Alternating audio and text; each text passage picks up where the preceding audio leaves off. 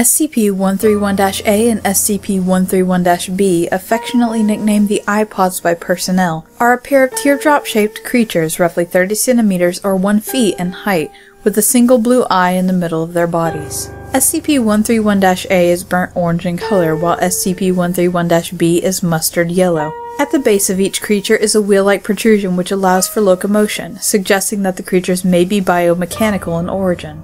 The subjects can move surprisingly fast, covering over 60 meters or 200 feet in a matter of seconds. The subjects, however, lack a braking system, which has led to some rather spectacular, if not overly amusing, mishaps involving the creatures. The subjects have also shown the ability to climb sheer surfaces, and have gotten lost in the air vents on more than one occasion. The subjects seem to have the intelligence of common house cats and are insatiably curious. Most of the time they simply roll around the facility, observing personnel at work and catching peeks at other safe-class SCPs. The subjects seem to be able to communicate with each other via an untranslatable high-pitched babbling. The subjects have never been observed to blink, even in laboratories when the subjects have been videotaped for over 18 consecutive hours. The subjects seem to respond well to any affection given to them and will quickly bond to the giver of said affection, much in the same way a puppy bonds with a human being. They will follow anyone or anything they've made a bond with anywhere, even into normally restricted areas. Although curious, the subjects can sense danger in their general vicinity,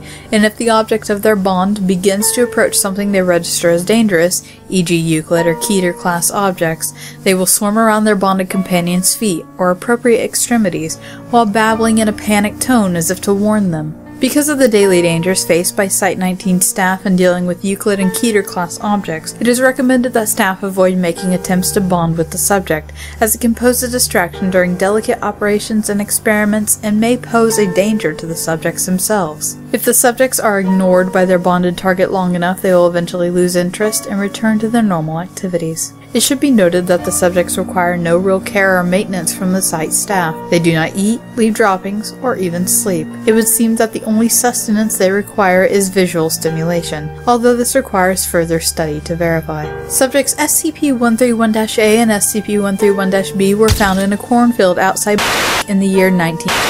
They were promptly transported to Site-19 and were then downgraded to Safe Class and were given free reign across the site once it became clear they were not broadcasting what they saw to any hostile foreign powers. During an incident that took place on an unknown date, the subjects followed one of the cleaning staff on a routine cleaning of the container of SCP-173. After their normal attempts to warn the cleaner of the danger were ignored, the creatures rushed into the container in front of him and the two other personnel on duty. Once inside, the staff members observed the subject sitting in front of SCP-173 and watching it intently as if aware that it could only move if unobserved. The cleaners ignored the presence of the subjects and continued with the bi-weekly cleaning as per standard procedures. When the cleaning crew left, the subject did as well, rolling backwards slowly and never taking their eyes off of SCP-173. Current applications of SCP-131-A and SCP-131-B as wardens for SCP-173, and perhaps other SCP which require constant observation such as SCP-689,